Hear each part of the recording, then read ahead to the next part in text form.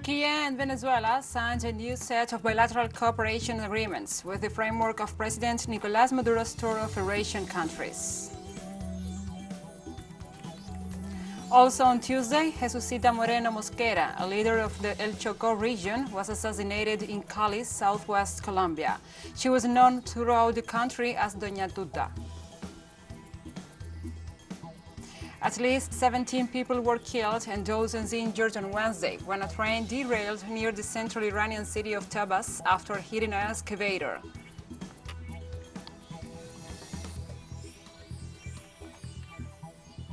From the headquarters of teleSUR English in Havana, Cuba, this is From the South.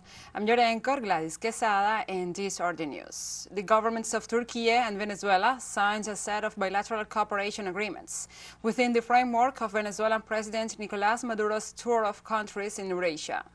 At the end of their meeting, the presidents of Venezuela, Nicolás Maduro, and Turkey, Recep Tayyip Erdogan, held a press conference in the city of Ankara. In the meeting with the media, the Venezuelan president explained that the bilateral agreements covered the areas of tourism, agriculture, and finances. Maduro also described the visit to the Eurasian country as a success, both of its content and for the climate and friendship and closeness between both nations.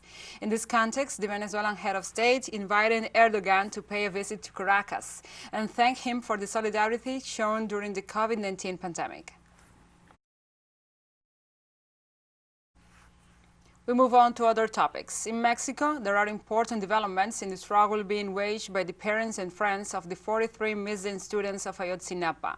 Their tireless struggle has gained them access to the files held by the 8th Navy District relating to the events of the night of Iguala. As sitting outside the military headquarters demanding answers from the disappearance of their children between September 26 and 27, 2014, was all it took for the parents of the Normalistas to be summoned to the Acapulco Naval Base on June 27th at 11 a.m. local time. That will be the first time they get to those files. In the demonstration that began past 11 o'clock on Tuesday morning, several teachers, socialist peasants, and students and communities opposed to the Parora Dam, among other groups, took part.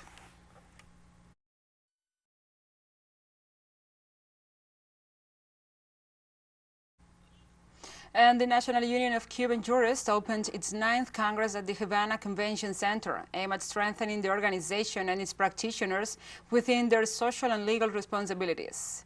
The Congress, held within the framework of the 45th anniversary of the creation of the National Union of Cuban Jurists, fostered the exchange of knowledge on the regulatory changes carried out in the country, the transformations in the economy, and the emergence of new actors in the society.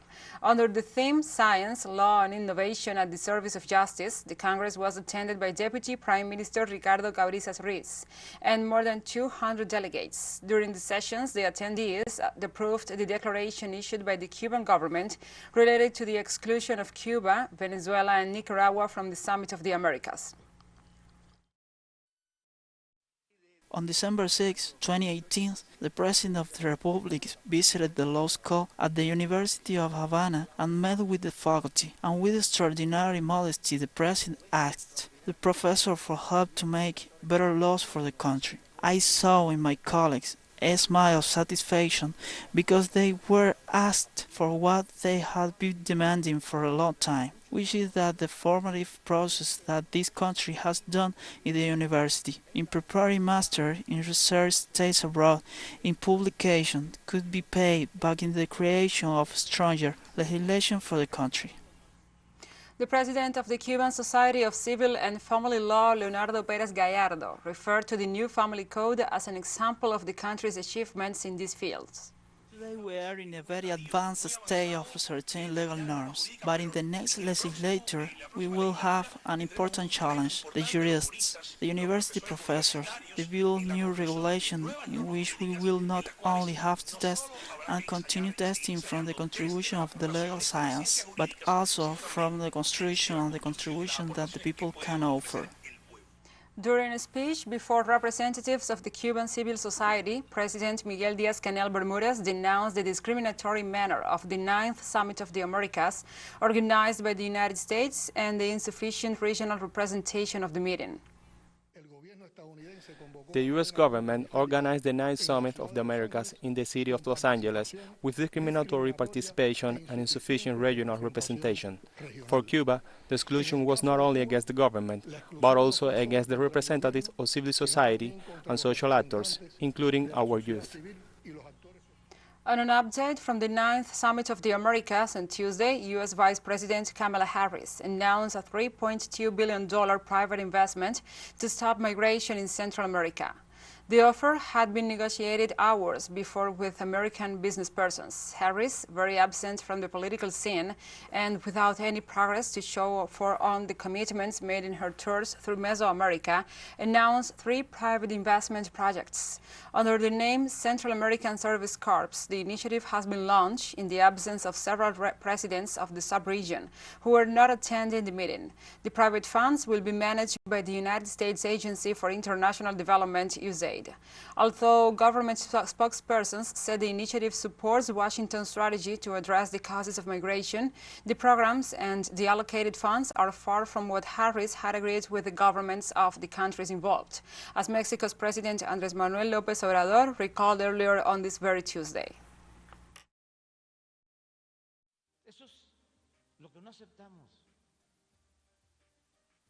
That's what we do not accept.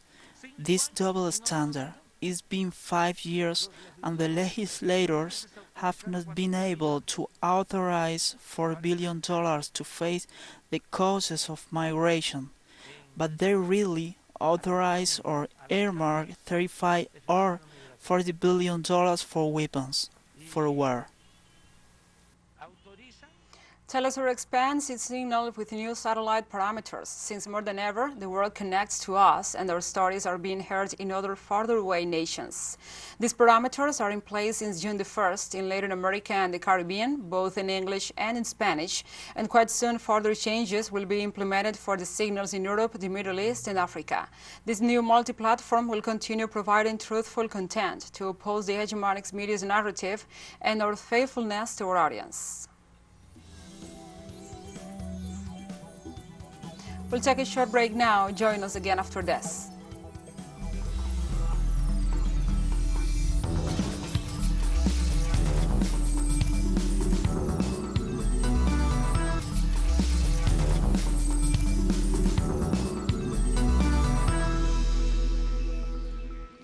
Welcome back to From the South.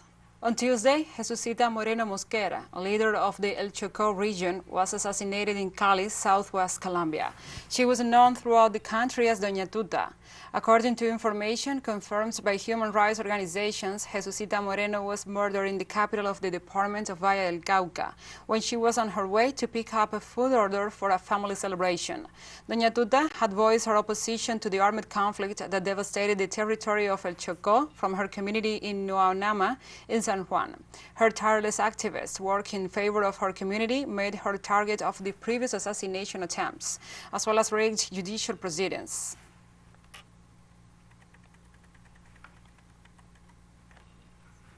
On Tuesday, the Ecuadorian parliament passed a bill regulating the legitimate and exceptional use of force by security forces. In a second debate, with 104 votes in favor and 19 abstentions, the plenary of the National Assembly passed the bill for the legitimate use of force by police, the armed forces and prison guards, which, among other things, was introduced to protect citizens from rampant delinquency across the country. President Guillermo Lasso has 30 days to sign it. Pro-government legislators celebrated the bill, but parliamentary representatives of the indigenous movement, Pachakutik, expressed concerns about some articles that make reference to police actions during demonstrations.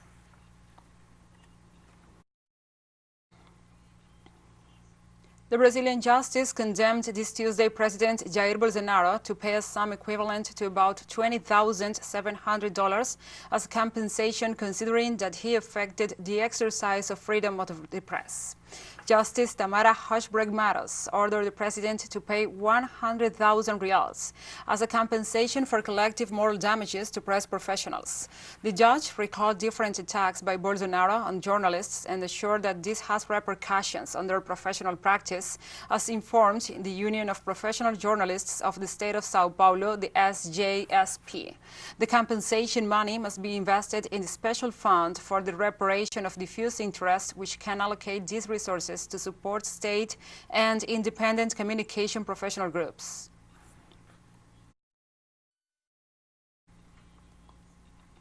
And the U.S. Treasury Secretary Janet Yellen appeared before the Senate saying the country is currently experiencing unacceptable levels of inflation,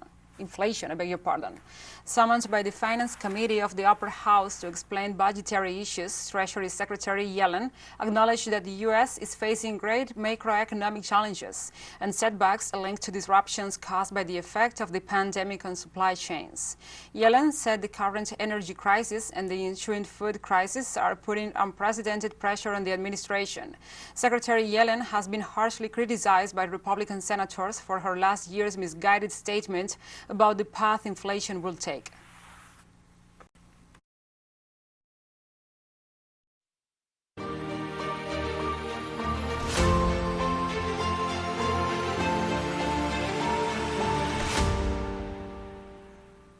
Now we move on to other topics. Washington and Brussels insist on spreading information about sanctions and penalties on Russian oil, yet they keep buying it.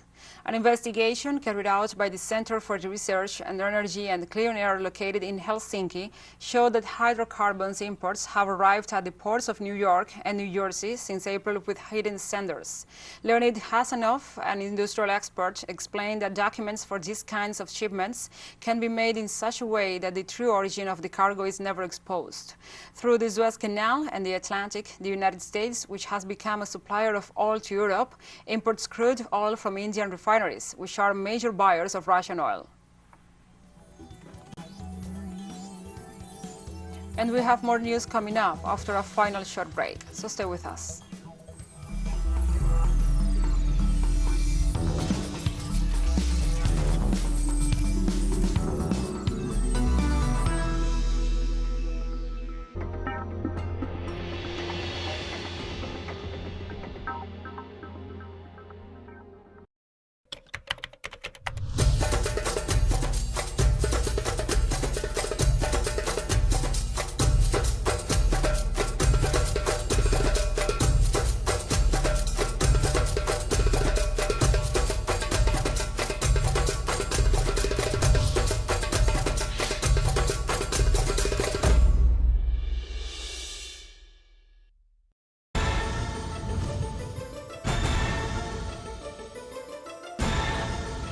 Who's moving?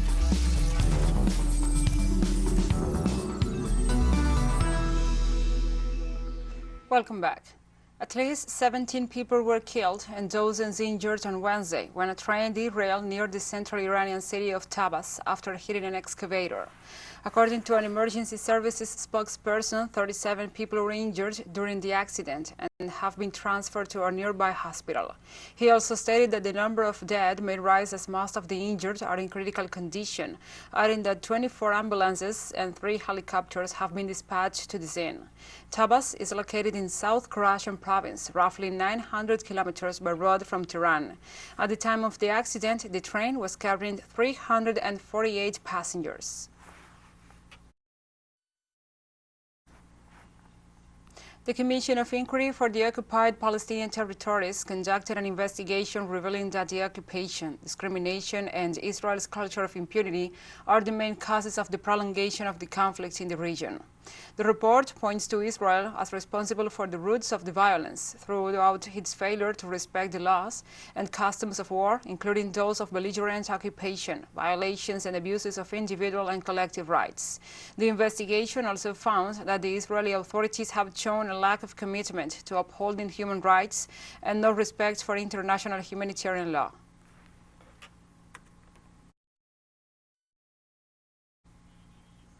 On Tuesday, a Syrian-Venezuelan meeting was held in the city of Damascus, Syria, to evaluate the development of bilateral relations between the two nations. The meeting took place between the members of the Syrian-Venezuelan Friendship Committee, the members of the Venezuelan Diplomatic Corps accredited in Damascus, and representatives of Venezuelan community in the country. During the meeting, a joint action plan was proposed to boost investments, improve the level of commercial exchange, and increase the economic, cultural, and social cooperation between both nations. All this in order to raise the level of political relations and fraternal bonds.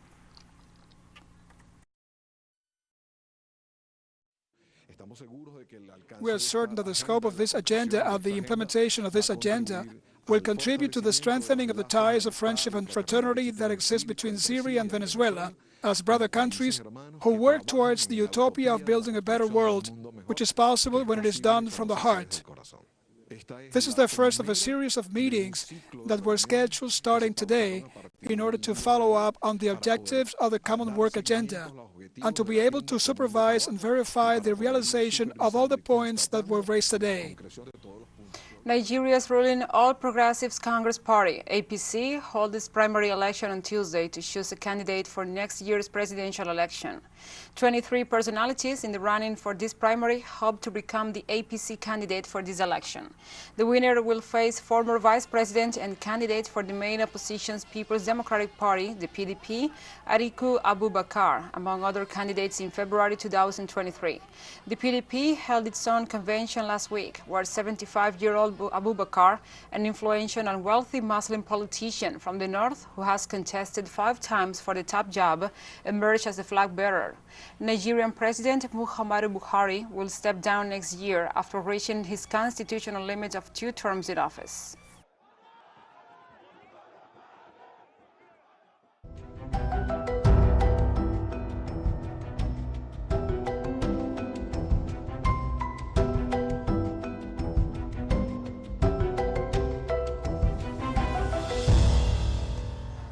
And this Wednesday, a 6.5 earthquake was recorded 108 kilometers southwest of the municipality of Tarauca, located northwest of the state of Acre in Brazil.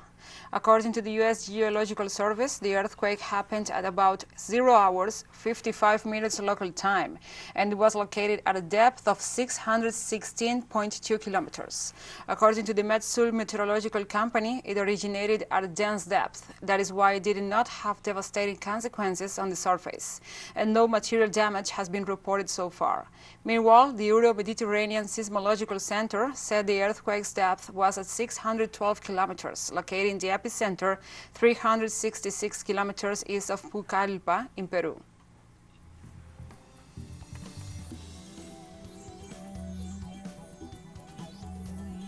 So we have come to the end of this news brief. But remember, you can find this and many other stories on our website at telesurenglish.net. And also, if you feel so inclined, you can join us on social media on Facebook, Twitter, Instagram, and Telegram. And before our farewells, we say goodbye with the song Es Nuestra América, It's Our America, performed by Mayito Rivera with Alexander José Gil Domínguez, Hijo del Sur, and Aquiles Rengifo, Aquilien, a melody that celebrates our union as a continent. For TeleSUR English, I'm Gladys Quesada. Thank you for watching. Un canto por la América unida. Mira, que lo escuchan ahí arriba. ¡Vamos! Somos la tierra, somos la arcilla, la esperanza que brota y germina. 500 años nos han pisoteado, aquí seguimos, de aquí no nos vamos. América, América, América, lindísimo continente se levanta, pueblo unido que no calla. América, América, América, lindísimo continente se levanta, pueblo unido que no calla. Somos gigantes, nadie se rinde, vamos para arriba, esa tierra es tuya y también es mía. Pueblo